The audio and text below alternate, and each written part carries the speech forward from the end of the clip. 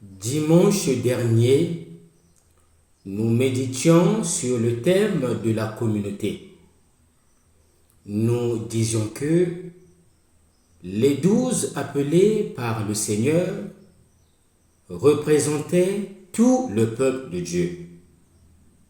C'est chaque disciple qui est appelé à accomplir une mission sur le terrain, c'est-à-dire dans le monde.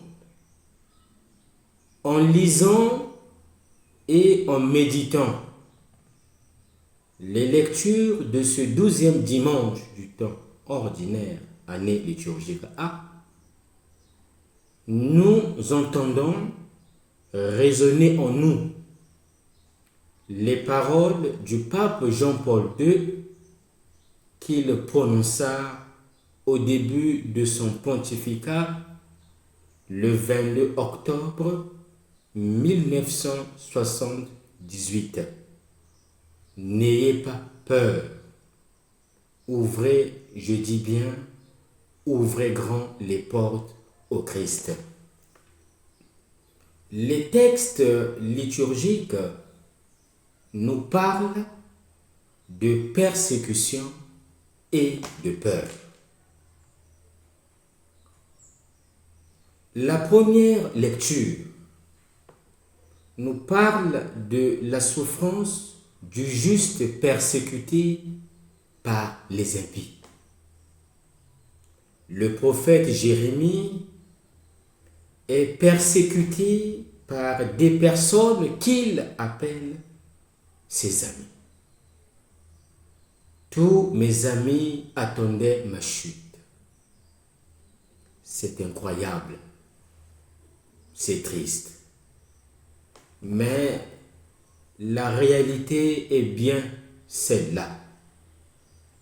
Le prophète, cependant, malgré les complots qui se trament autour de lui, n'a pas peur et s'abandonne entièrement à son Dieu, qui le loue en faisant une merveilleuse profession de foi. Lorsque l'homme place sa confiance dans le Seigneur, celui-ci se tient à ses côtés, tel un vaillant guerrier, et ne permet à personne de s'approcher ni de lui faire du mal. Fort vainqueur et toujours vainqueur, lorsqu'il voit les ennemis s'approcher, il les met à terre. Nous vivons dans une société si éloignée de Dieu qu'il n'est pas facile d'être disciple de Jésus. On est malmené de toutes parts.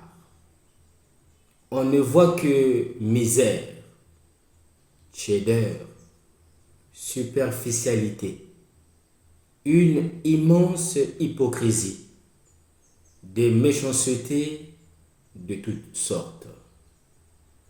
Parfois, les gens s'approchent de manière amicale, mais leur intention est de voir s'ils trouvent une faille pour pouvoir nous frapper et nous mettre à terre.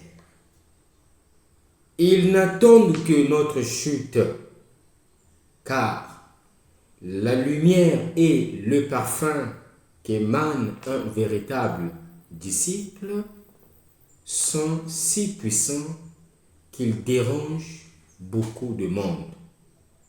Et ni lunettes de soleil, ni pince-nez ne peuvent y faire face. Ce qui est triste, c'est que cette trahison ne vient pas seulement des non-chrétiens.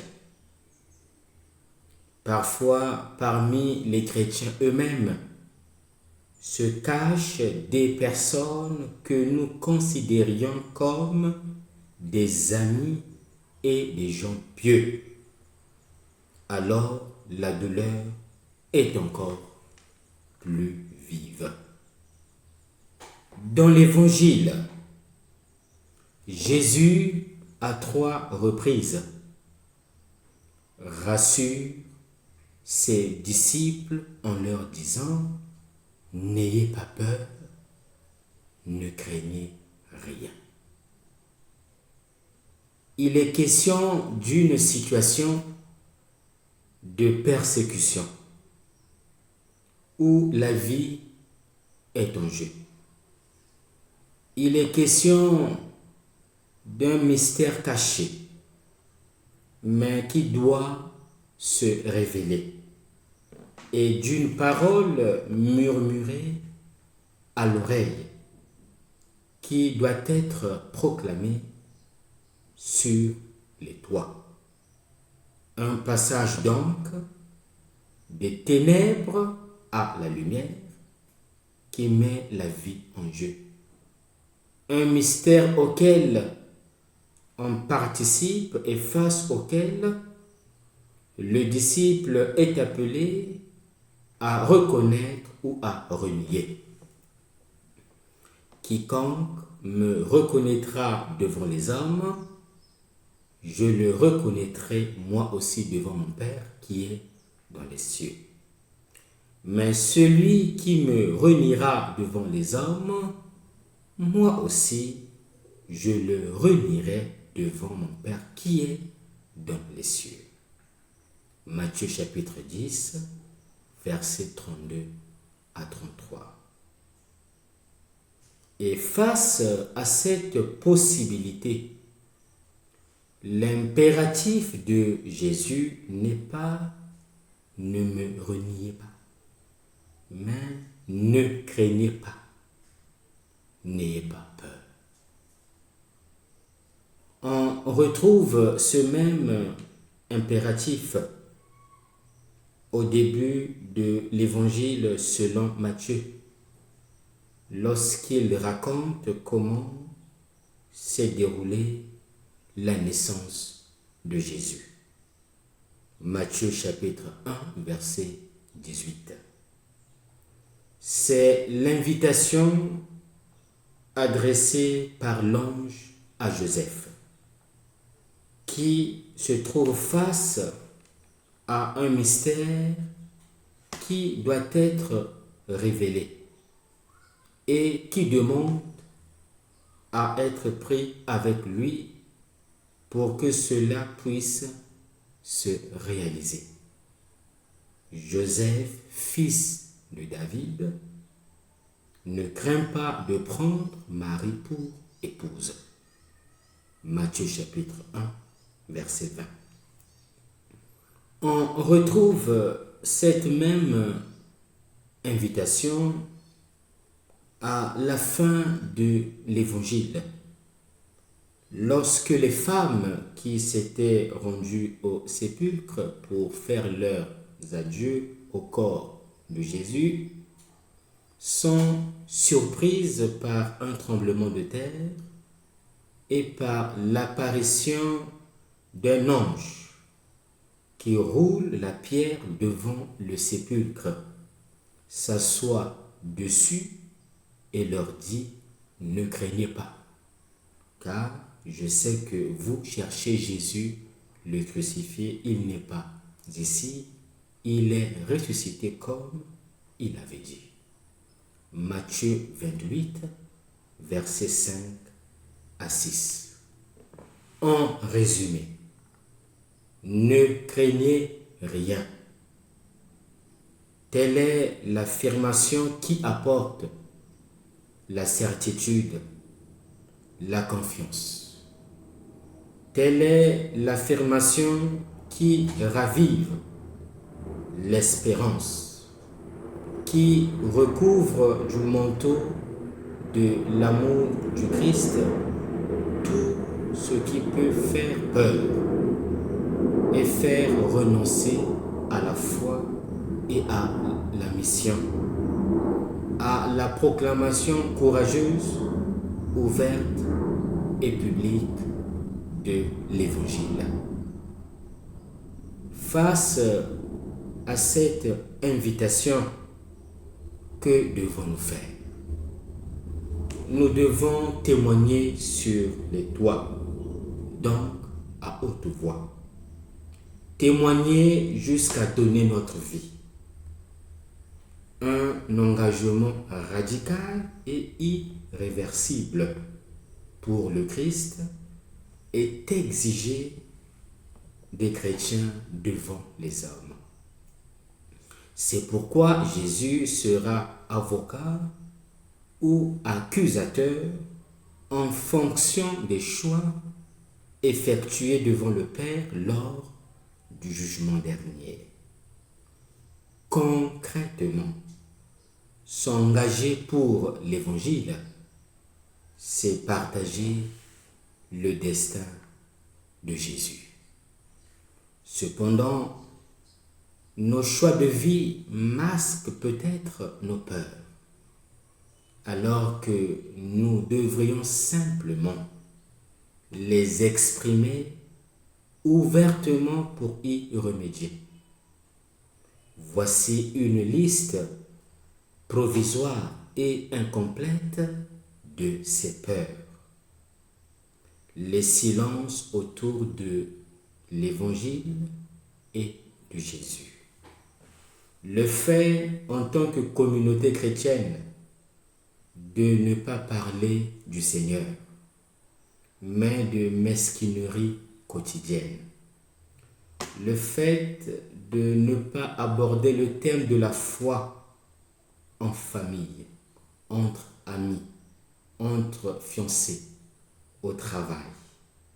La peur de perdre des droits acquis, la sécurité financière, l'influence éducative ou sociale, la peur d'être marginalisé par la culture.